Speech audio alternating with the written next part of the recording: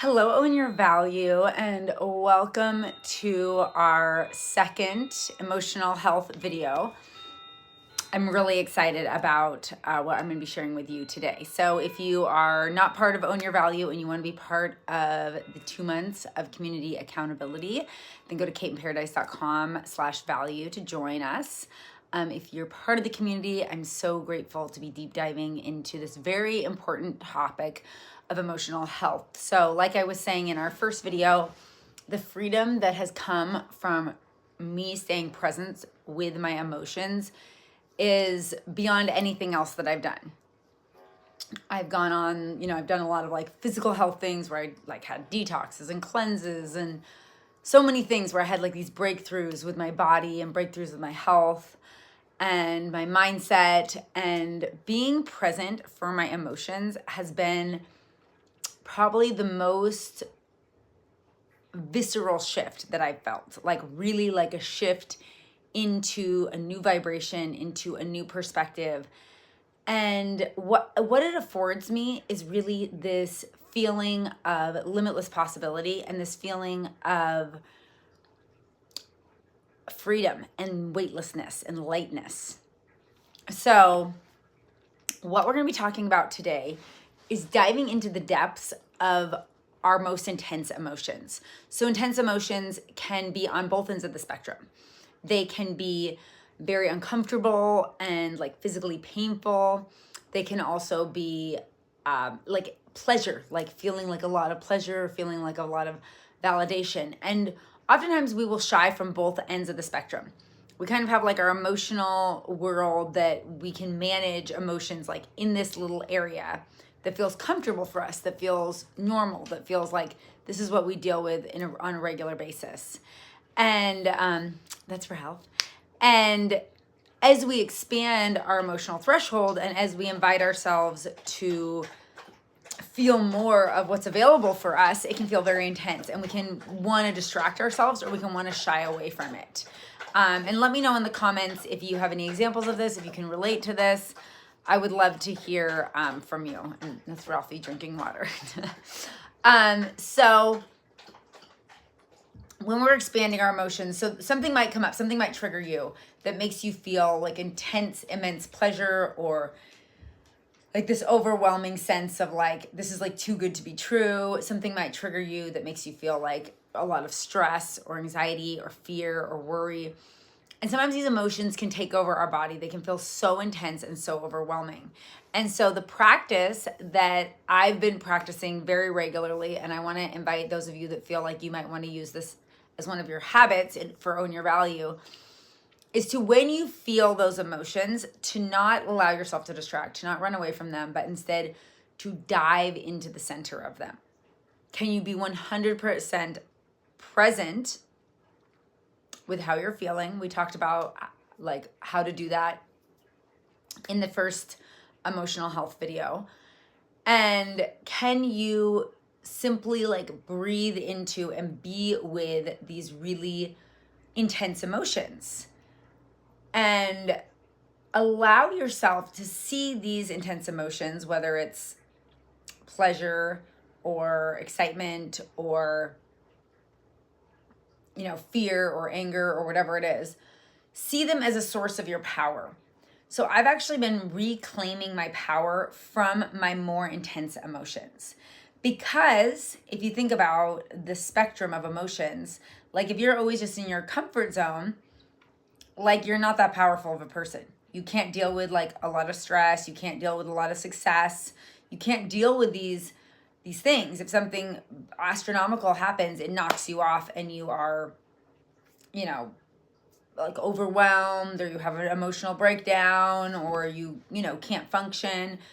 For me, I like won't sleep. Like, it can affect us so intensely when the emotions are so much out of our normal range. And so that limits us.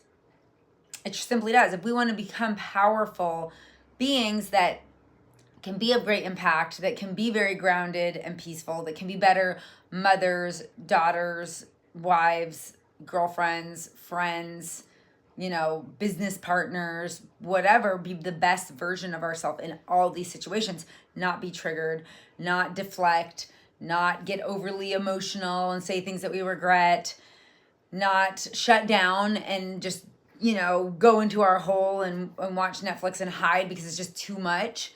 If we want to be that best version of ourselves, what is required? That we can hold space for a vast array of emotions.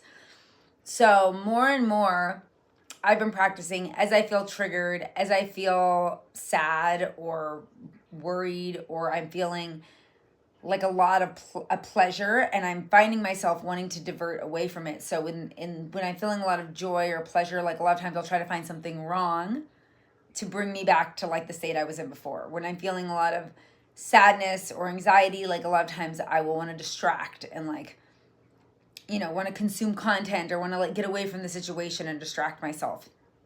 So instead of doing those old habits, I've been working on creating new habits where I simply just stay in that visceral, kind of what we were talking about in the first video, that visceral feeling of what does it feel like to be present with my emotional state. What does this feel like? Like, how can I stay here as long as possible, not distracting, and feel it in my body?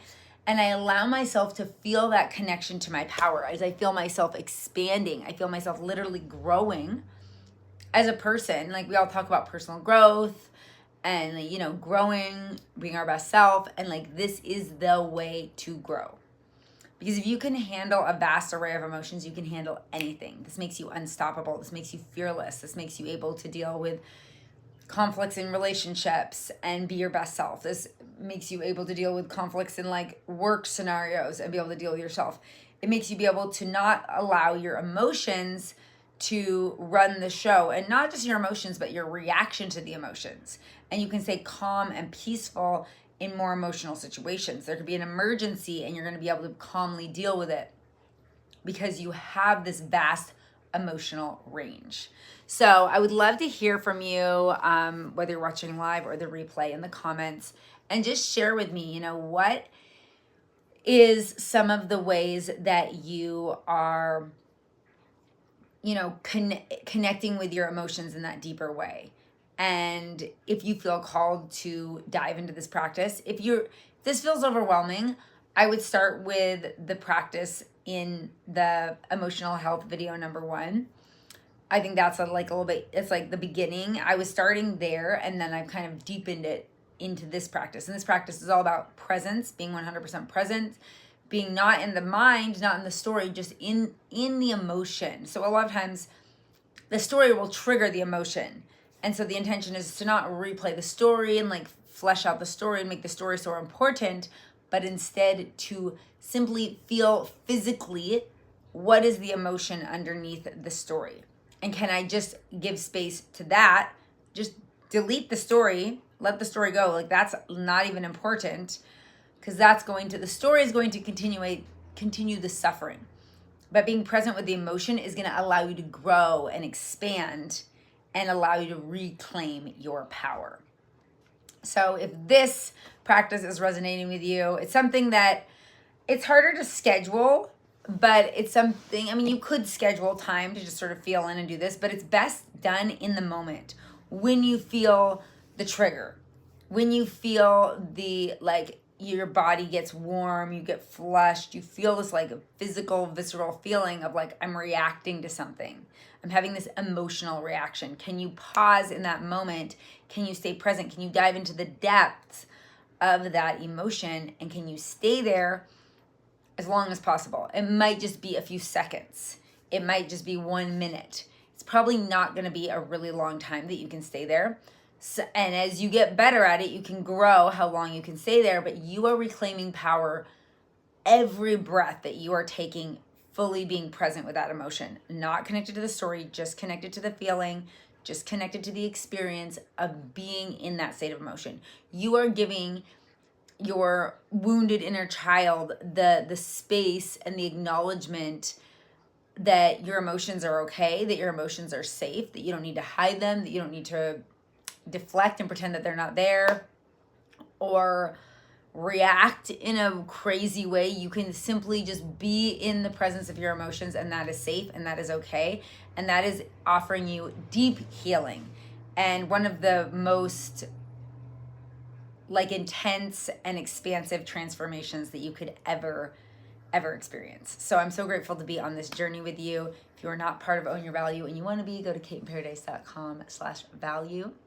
And I will see all of you queens in our private group. We are getting close to the date that we're going to be launching into our new habits. So I'd love to hear from you what habits you are going to be choosing for our community accountability experience. And if this is one of them, I will be there alongside you practicing this incredible emotional health practice. And I'm excited to hear what comes of it and how you reclaim your power. This is Kate in Paradise, and I see you shining.